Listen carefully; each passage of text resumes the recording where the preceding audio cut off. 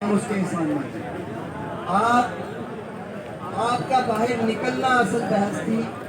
یہی بحث سب سے اہم تھی اس ملک کے اندر کہ لوگوں کو پتہ چل جائے کہ ختم نبوت کے لیے ہم بالکل ایک ہیں, ہمارے اندر کوئی تفریق نہیں, اور ختم نبوت سے بڑھ کے نہ زندگی سے پیار ہے, نہ جسم سے پیار ہے, نہ روح سے پیار ہے.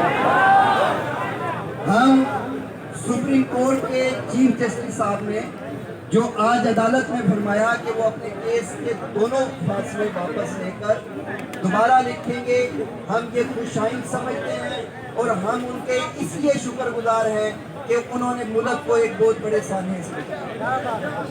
میں اس بات پر ان کو خراج عقیدت پیش کرتا ہوں.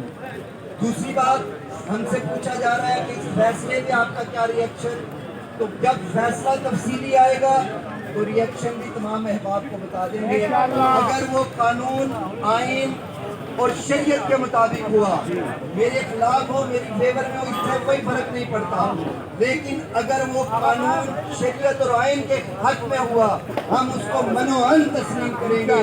لیکن اگر وہ قرآن, سنت اور آئین قانون سے متصادم ہوا تو ہم اس کو بالکل بھی نہیں مانیں گے. اور ہماری کیونکہ ہماری جدوجہد ختم نبوت کے لیے ہے, ان بزرگوں کے لیے ہے جنہوں نے قربانیاں دے دی اور یہ قوانین بنائے.